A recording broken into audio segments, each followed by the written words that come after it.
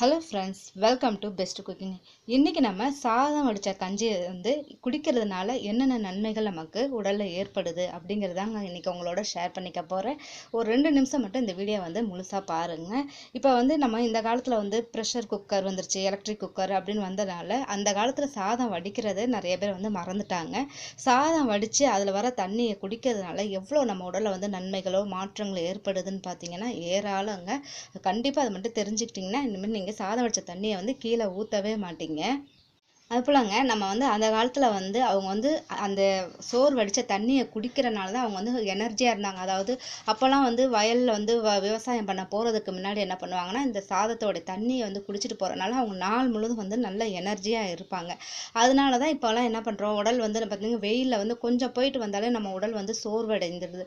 அப்படி போயிட்டு வந்த உடனே என்ன பண்ணுறீங்கன்னா, சாதம் வடித்த தண்ணி இருந்துச்சுன்னா உடனே குடிங்க, உங்களுக்கு நல்ல எனர்ஜியாக இருக்கும். அது மாதிரி நீங்கள் வெயிலுக்கு போகிறதுக்கு முன்னாடியே உங்களோட வீட்டில் இந்த தண்ணி இருந்துச்சுன்னா குடிச்சிட்டு போங்க. அந்த வெயிலில் போகிற களைப்பே உங்களுக்கு தெரியாதுங்க. நமக்கு உடல் நல்ல எனர்ஜி கொடுக்கும். ரெண்டாவது நமக்கு சாதத்தில் நல்ல கார்போஹைட்ரேட் இருக்குது. இப்போ நம்ம வெறும் சாதம் சாப்பிட்றதுனால நமக்கு அதில் உள்ள சத்துலாம் இல்லாமல் அதில் சத்து எல்லாமே என்ன ஆயிடுதுன்னா அந்த தண்ணியில் வந்துடுது. அப்போ உங்களுக்கு இந்த வடித்த தண்ணியில் தான் அதிக அளவு கார்போஹைட்ரேட் இருக்குது. அதனால் நீங்கள் இந்த தண்ணியை குடிக்கிறதுனால உங்களுக்கு நல்ல ஒரு எனர்ஜி கிடைக்கும். அதே மாதிரி நம்ம உடல் நல்லா சில பேருக்கு ஹீட்டாக இருக்கும் உடல். அந்த ஹீட் உடலை என்ன பண்ணுறீங்கன்னா, இந்த சூட்டை தணிக்கக்கூடியது இந்த வடித்த தண்ணி தாங்க.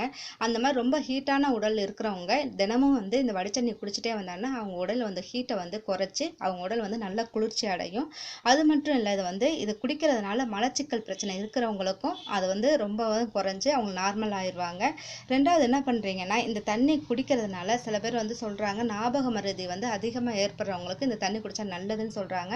ஆனா ஆய்வுல பாத்தீங்கன்னா அந்த அளவுக்கு அது இல்லை. ஆனா இந்த தண்ணி குடிக்கிறதுனால நம்மளோட தாத்தா பாட்டி அவங்க எல்லாருமே ஞாபக சக்தி அதிகமா இருந்துச்சுன்னு சொல்றாங்க. அதை வச்சு நான் உங்களுக்கு சொல்றேன். இந்த ஞாபக சக்தி கொஞ்சம் நமக்கு அதிகரிக்கிறதுக்கு உதவி செய்யுது. அடுத்தது ரொம்ப முக்கியமான ஒன்று பார்த்தீங்கன்னா, முடி உதிர்தல். நிறைய பேருக்கு இப்போ என்னன்னா முடி அதிகமாக கொட்ட ஆரம்பிக்குது.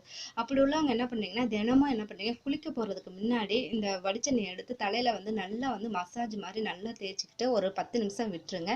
அதுக்கப்புறம் நீங்கள் தலைமுடியை நல்லா வாஷ் பண்ணுங்கள். உங்களுடைய ஷாம்போ, ஹேர் கண்டிஷனர் எதுவும் வேணால் போட்டு நல்லா வாஷ் பண்ணிங்கன்னா உங்களுக்கு நல்ல ஒரு பலன் தரும். இது நீங்கள் வீக்லி ஒரு 3 வாட்டி அந்த மாதிரி தலையில் ஹேரில் போட்டு நல்லா வாஷ் பண்ணுங்கள். கண்டிப்பாக உங்களுக்கு ஒரு நல்ல பலன் கிடைக்குங்க. இந்த மாதிரி நிறைய டிப்ஸ் உங்களுக்கு இதில் இருக்கிறனால இந்த வடிச்சண்ணி நம்ம குடிக்கிறதுனால ஏகப்பட்ட நன்மைகள் நம்ம உடலுக்கு கிடைக்குதுங்க. கண்டிப்பாக நீங்கள் ட்ரை பண்ணி பாருங்கள். உங்களுக்கு பிடிச்சிருந்தா லைக் பண்ணுங்கள், ஷேர் பண்ணுங்கள், மறக்காமல் சப்ஸ்கிரைப் பண்ணுங்கள். Thank you viewers.